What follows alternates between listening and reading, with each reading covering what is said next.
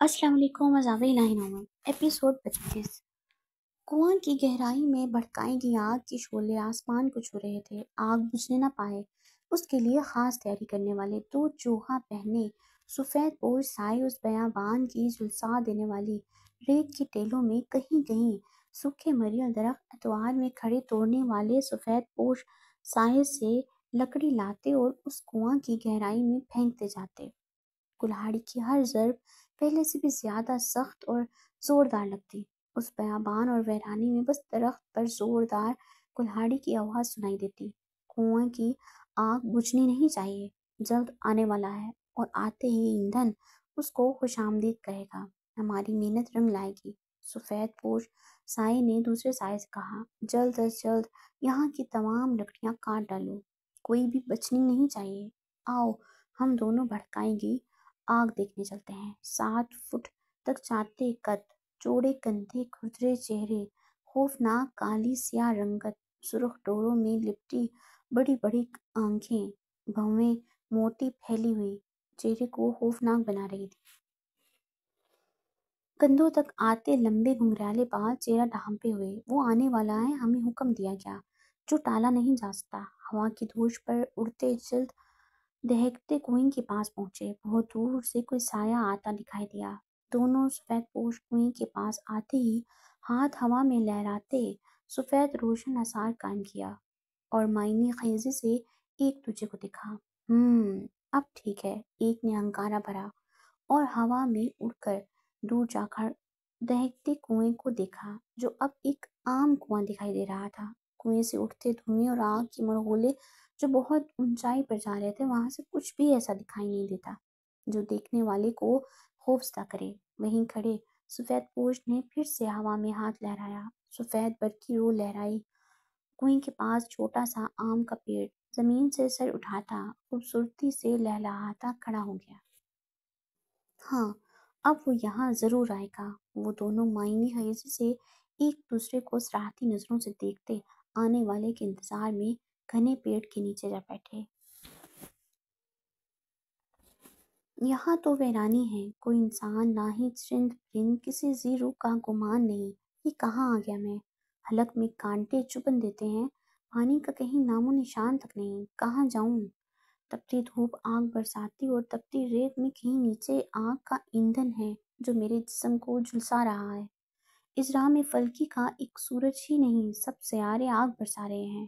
چلنے کی سکت ختم ہوتی تپتی ریت میں نڈال گر پڑا۔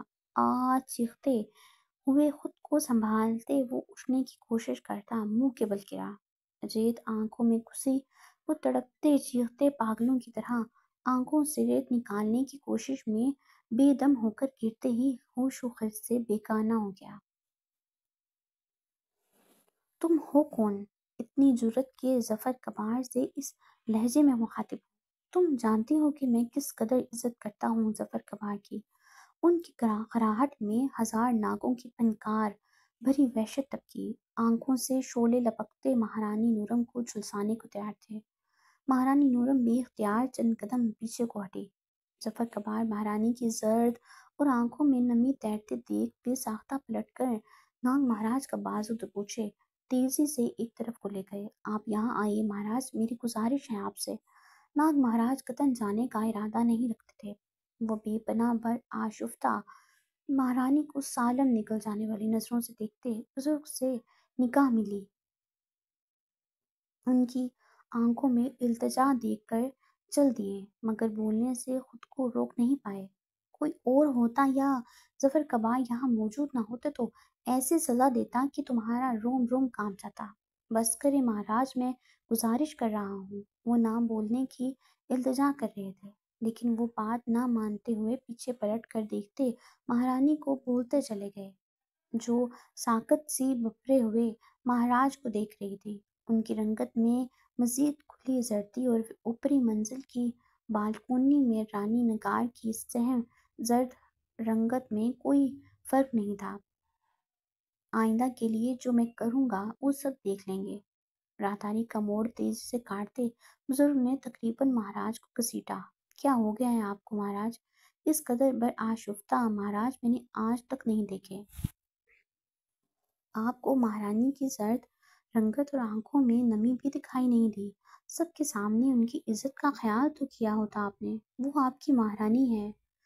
وہ ہماری مہارانی نہیں ظفر شعار کبار، وہ آپ ایک رشتہ ہے جس کا میں احترام بے شک کرتا ہوں۔ آپ کو آس پاس سے گزرتی کنیزوں کے سامنے، راہداریوں سے گزرتے خدمت گاروں کے سامنے، نگار بالکنی میں کھڑی تھی اس کے سامنے، وہ آپ کو تیکھی کاٹ دار نظروں سے کس حق سے گھورتے بلند آواز میں پوچھ گچھ کر رہی تھی۔ آخر اس کو یہ حق کس نے دیا؟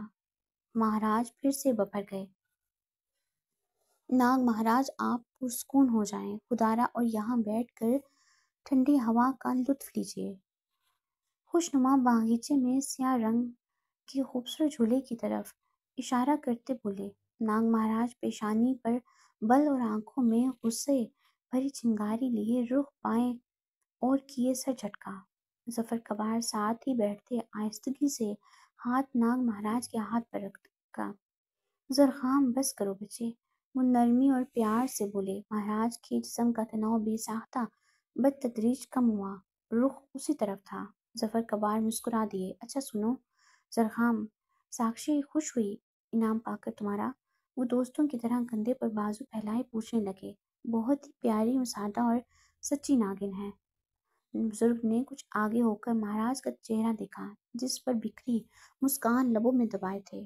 ارے اس طرف تو دیکھو نہ، یہ کیا ہوا؟